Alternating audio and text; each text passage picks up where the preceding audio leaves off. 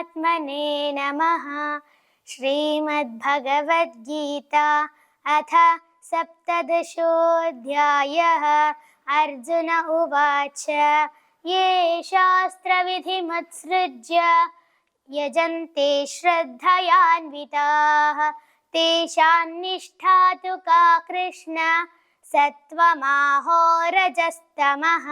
श्रीभगवानुवाच त्रिविधा भवति श्रद्धा देहिनां सा स्वभावजा सात्विकी राजसी चैव तामसी चेति तां शृणु। सत्त्वानुरूपा सर्वस्य श्रद्धा भवति भारत। श्रद्धामयोऽयं पुरुषो यो यच्छ्रद्धः स एव सः। यजन्ते सात्विका देवान्यक्षरक्षोऽसि राजसाः प्रेतान् भूतगणांश्चान्ये यजन्ते तामसा जनाः। अशास्त्रविहितं घोरं तप्यन्ते ये तपो जनाः। दम्भाहङ्कारसंयुक्ताः कामरागबलान्विताः कर्षयन्तः शरीरस्थं भूतग्राममचेतसः। मां चैवान्तः शरीरस्थं तान् विद्यासुरनिश्चयान्। आहारस्त्वपि सर्वस्य त्रिविधो भवति प्रियः यज्ञस्तपस्तथा दानं तेषां भेदमिमं शृणु। आयुस्सत्त्वबलारोग्यसुखप्रीतिविवर्धनाः रस्या स्निग्धा स्थिरा हृद्या आहाराः सात्विकप्रियाः। कट्वं ललवणात्युष्ण तीक्ष्णरूक्षविदाहिनः आहारा राजसस्येष्टा दुःखशोकामयप्रदाः। यातयामङ्गतरसं पूतिपर्युषितं च यत् उच्छिष्टमपि चामेध्यं भोजनं तामसप्रियम्।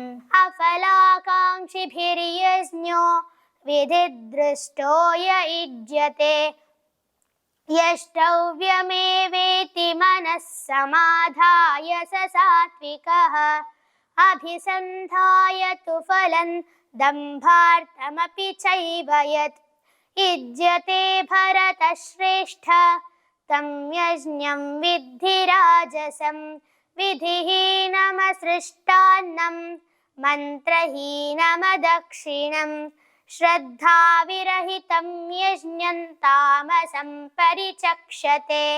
देवद्विजगुरुप्राज्ञा पूजनं शौचमार्जवम् ब्रह्मचर्यमहिंसा च शारीरं तप उच्यते। अनुद्वेगकरं वाक्यं सत्यं प्रियहितं च यत् स्वाध्यायाभ्यसनं चैव वाङ्मयं तप उच्यते। मनः प्रसादः सौम्यत्वं मौनमात्मविनिग्रहः भावसंशुद्धिरित्येतत् तपो मानसमुच्यते। श्रद्धया परया तप्तं तपस्तप्त्रिविधं नरैः अफलाकाङ्क्षिभिर्युक्तैः सात्विकं परिचक्षते। सत्कारमानपूजार्थं तपोदम्भेन चैव यत् क्रियते तदिह प्रोक्तं राजसञ्चलमध्रुवम्। मूढग्राहेणात्मनो यत् पीडया क्रियते तपः परस्योत्सादनार्थं वा तत्तामसमुदाहृतम्। दातव्यमिति यद्दानं दीयतेनुपकारिणे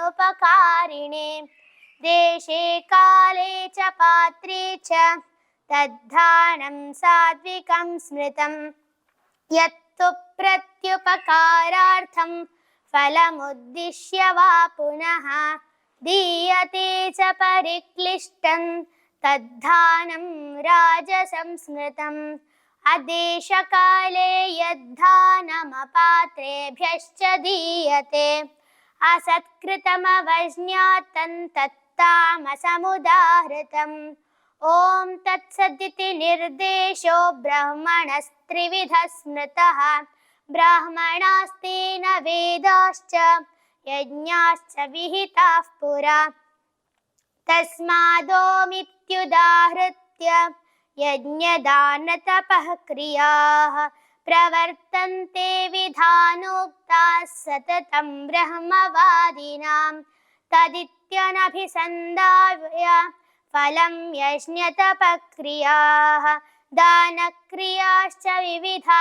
क्रियन्ते मोक्षकाङ्क्षिभिः सद्भावे साधुभावे च सदित्येतत् प्रयुज्यते प्रशस्ते कर्मणि तथा सच्चब्दः पार्थयुज्यते यज्ञे तपसि दाने च स्थितिः सदिति चोच्यते कर्म चैव तदर्थीयं सदित्येवाभिधीयते अश्रद्धया हुतं दत्तं तपस्तप्तं कृतं च यत् असदित्युच्यते पार्थ न च तत्प्रेत्य नो इह ॐ तत्सदिति श्रीमद्भगवद्गीतासु उपनिषत्सु ब्रह्मविद्यायां योगशास्त्रे श्रीकृष्णार्जुनसंवादे श्रद्धात्रयविभागयोगो नाम सप्तदशोऽध्यायः ॐ श्रीकृष्णार्पणमस्तु।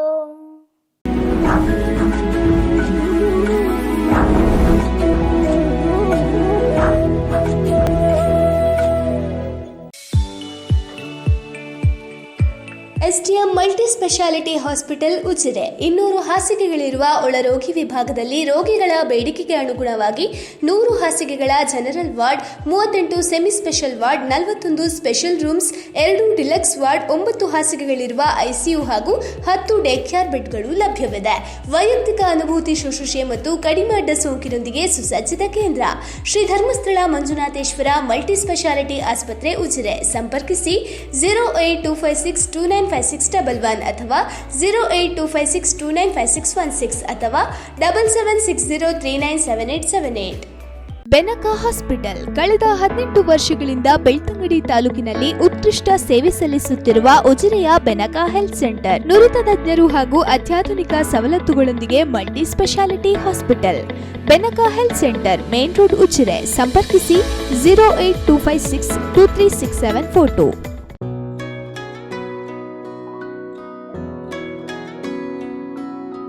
ಪ್ರೀತಿಯ ಸಂಕೇತ ಅಳಿಯದ ಸಂಬಂಧ ನಗುವಿನ ಸೌಂದರ್ಯ ಇದು ಸ್ನೇಹದ ಬಾಂಧವ್ಯ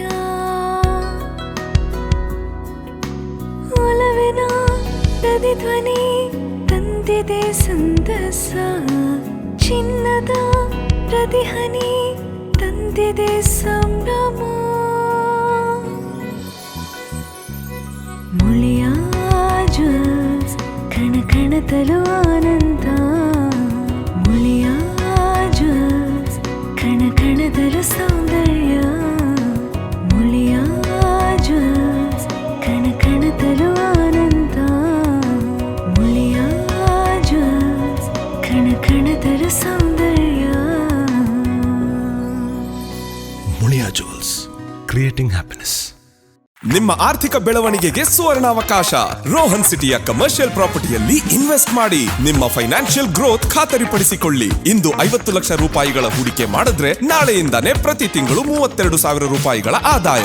75 ಲಕ್ಷ ರೂಪಾಯಿಗಳ ಹೂಡಿಕೆಯೊಂದಿಗೆ ಪ್ರತಿ ತಿಂಗಳು 47,000 ರೂಪಾಯಿಗಳ ಆದಾಯ ಗಳಿಸೋದು ಗ್ಯಾರಂಟಿ. ಮಂಗಳೂರಿನ ಪ್ರೈಮ್ ಲೊಕೇಶನ್ ನಲ್ಲಿರುವ ಅತ್ಯುತ್ತಮ ವಾಣಿಜ್ಯ ಮಳಿಗೆ Rohan city residential and commercial, Vijay, Mangalore. ಹೆಚ್ಚಿನ ಮಾಹಿತಿಗಾಗಿ ಕರೆ ಮಾಡಿ 9845490100.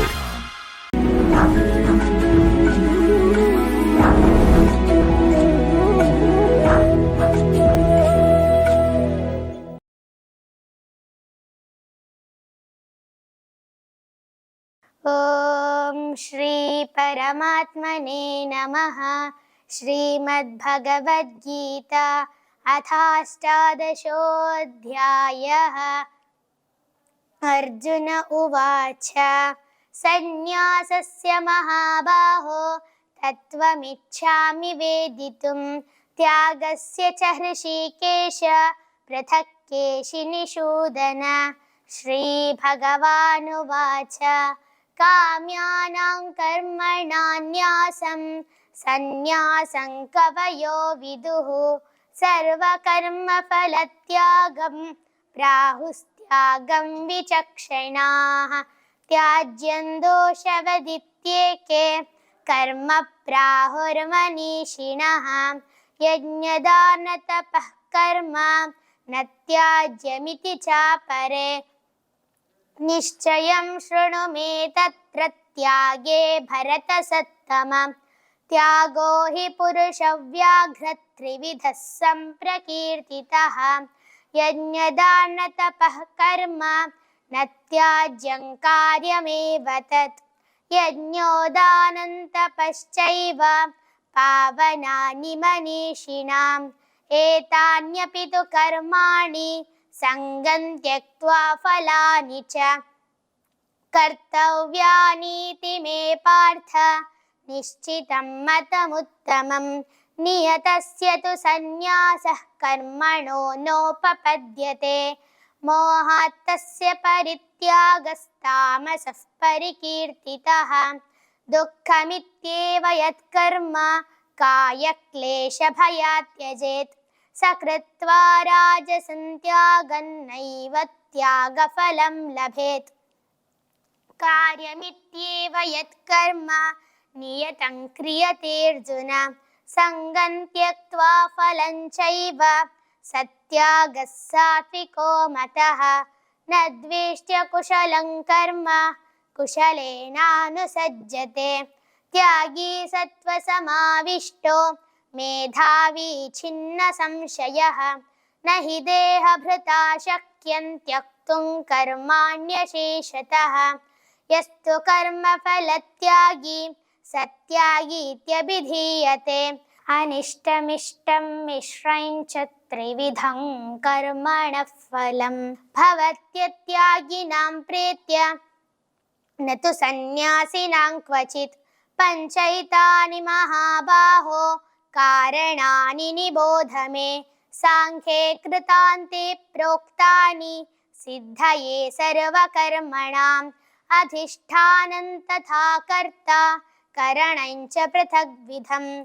विविधाश्च पृथक् चेष्टा दैवं चैवात्र पञ्चमम्। शरीरवाङ्मनोभिर्यत् कर्म प्रारभते नरः न्यायं वा विपरीतं वा पञ्चैते तस्य हेतवः।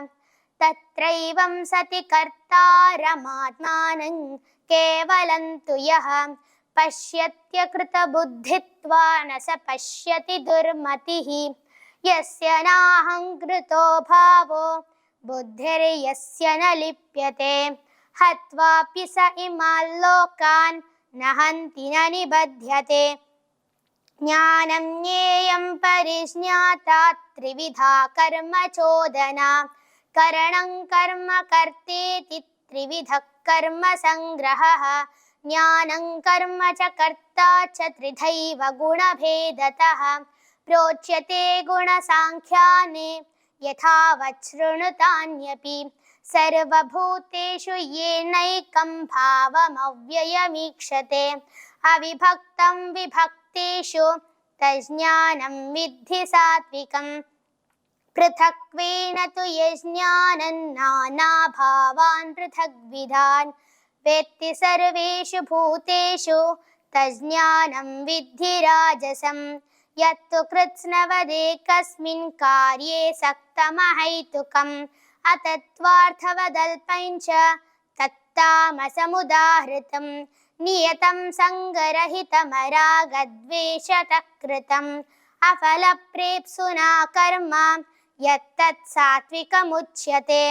यत्तु कामेप्सुना कर्म साहङ्कारेण वा पुनः क्रियते बहुलायासन् तद्राजसमुदाहृतम् अनुबन्धं क्षयं हिंसामनवेक्ष्य च पौरुषं मोहादारभ्यते कर्म यत्तत्तामसमुच्यते मुक्तसङ्गो न हंवादी धृत्युत्साहसमन्वितः सिद्ध्यसिद्ध्यो निर्विकारः कर्ता सात्विक उच्यते रागी कर्मफलप्रेप्सुर्लुब्धो हिंसात्मको शुचिः हर्षशोकान्वितः कर्ता राजसः परिकीर्तितः अयुक्तः प्राकृतस्तब्धः शठो नैष्कृतिकोलसः विषादी दीर्घसूत्री च कर्ता तामस उच्यते बुद्धेर्भेदं धृतेश्चैव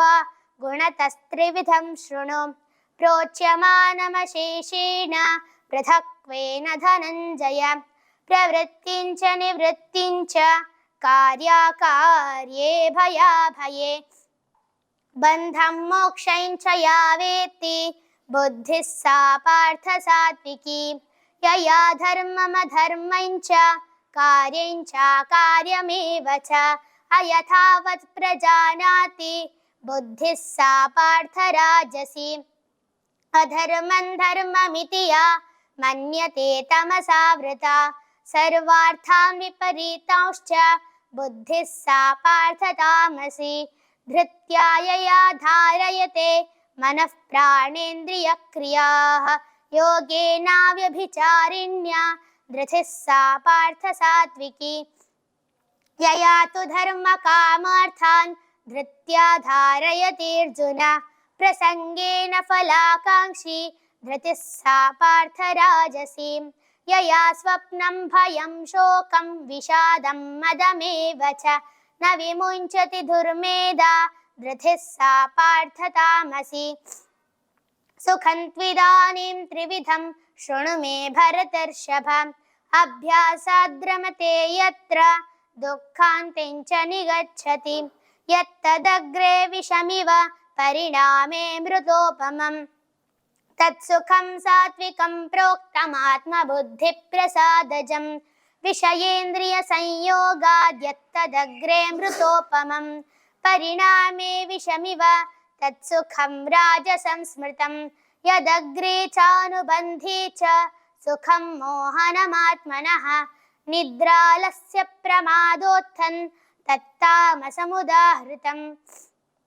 न तदस्ति पृथिव्यां वा दिवि देवेषु वा पुनः सत्वं प्रकृतिजैर्मुक्तं यदेभिः स्यात् त्रिभिर्गुणैः ब्राह्मणक्षत्रियविषां शूद्राणां च परन्तप कर्माणि प्रविभक्तानि स्वभावप्रभवैर्गुणैः शमोदमस्तपः शौचं क्षान्तिरार्जवमेव च ज्ञानं विज्ञानमास्तिक्यं ब्रह्मकर्म स्वभावजं शौर्यं तेजो धृतिर्दाक्ष्यं युद्धे चाप्यपलायनं दानमीश्वरभावश्च क्षात्रं कर्म स्वभावजं कृषिगौरक्ष्य वाणिज्यं वैश्यकर्म स्वभावजं परिचर्यात्मकं कर्म शूद्रस्यापि स्वभावजं स्वे स्वे कर्मण्यभिरतः संसिद्धिं लभते नरः स्वकर्मनिरतः सिद्धिं यथा विन्दति तच्छृणु यतः प्रवृत्तिर्भूतानां येन सर्वमिदं ततं स्वकर्मणा तमभ्यर्च्य सिद्धिं विन्दति मानवः श्रेयान् स्वधर्मो विगुणः परधर्मात् स्वनुष्ठितात् स्वभावनियतं कर्म कुर्वन्नाप्नोति किल्बिषं सहजं कर्म कौन्तेय सदोषमपि न त्यजेत् सर्वारम्भा हि दोषेण धूमेनाग्निरिवावृताः असक्तबुद्धिः सर्वत्र जितात्मा विगतस्पृहः नैष्कर्म्य सिद्धिं परमां सन्न्यासेनाधिगच्छति सिद्धिं प्राप्तो यथा ब्रह्म तथाप्नोति निबोध मे समासेनैव कौन्तेय निष्ठा ज्ञानस्य या परा बुद्ध्या विशुद्धया युक्तो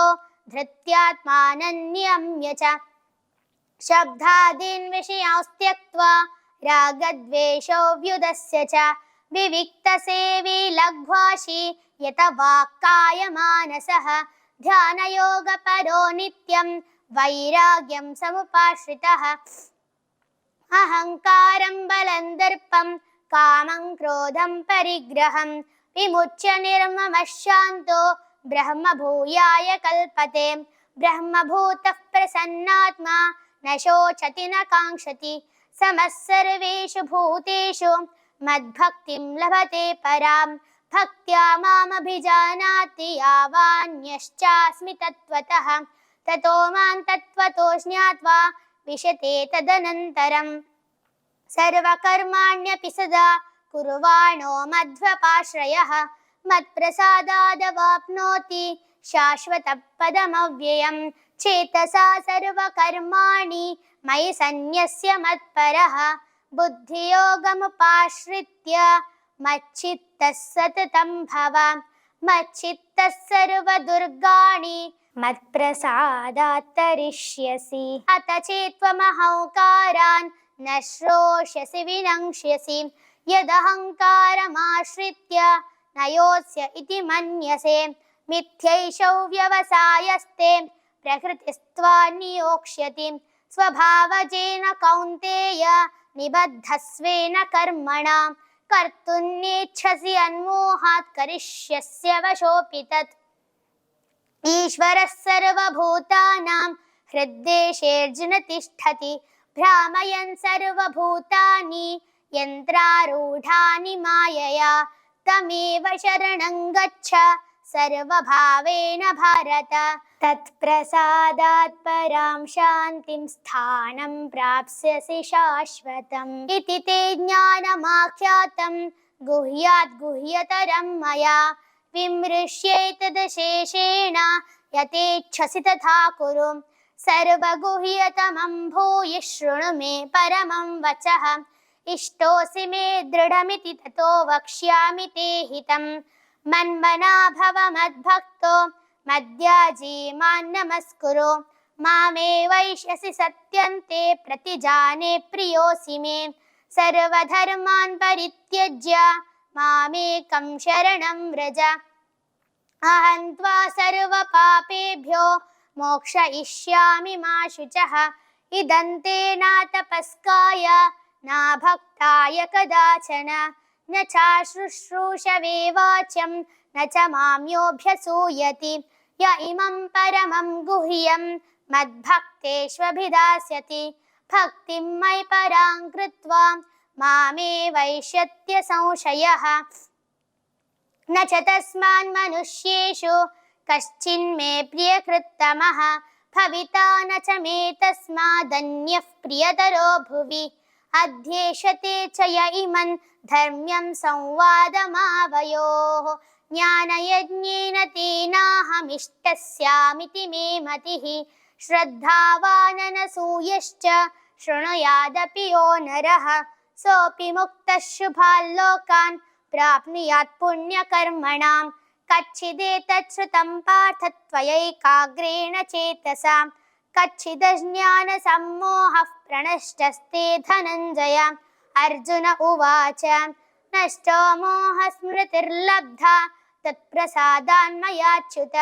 स्थितोऽस्मि गतसन्देहः करिष्ये वचनं तव सञ्जय उवाच इत्यहं वासुदेवस्य पार्थस्य च महात्मनः संवादमिमश्रौषमद्भुतं रोमहर्षणम् व्यासप्रसादात् श्रुतवानेतगुह्यतमं परं योगं योगेश्वरात् कृष्णात् साक्षात् कथयत स्वयं राजसंसृत्य संसृत्य संवादमिममद्भुतं केशवार्जुनयोः पुण्यं हृष्यामि च मुहुर्मुहुः तच्च संसृत्य संसृत्य रूपमत्यद्भुतं हरेः विस्मयो मे महान् राजन् हृष्यामि च पुनः पुनः यत्र योगेश्वरः कृष्णो यत्र पार्थो धनुर्धरः तत्र श्रीर्विजयो भूतिर्ध्रुवा नीतिर्मतिर्मम ॐ तत्सदिति श्रीमद्भगवद्गीतासु उपनिषत्सु ब्रह्मविद्यायां योगशास्त्रे श्रीकृष्णार्जुन संवादे मोक्षसन्न्यासयोगो नाम अष्टादशोऽध्यायः। ॐ श्रीकृष्णार्पणमस्तु। यदक्षरं परभ्रष्टं मात्राहीनं च यद्भवेत् तत्सर्वं क्षम्यतां देव नारायण नमोऽस्तु ते। विसर्गबिन्दुमात्राणि पदपादाक्षराणि च न्यूनानि चातिरिक्तानि क्षमस्व परमेश्वर। योगेशं सच्चिदानन्दं वासुदेवं व्रजप्रियं धर्मसंस्थापकं वीरं कृष्णो वन्दे जगद्गुरुं। श्रीकृष्णो वन्दे जगद्गुरुम्। ॐ श्रीकृष्णार्पणमस्तु। सर्वं श्रीकृष्णार्पणमस्तु।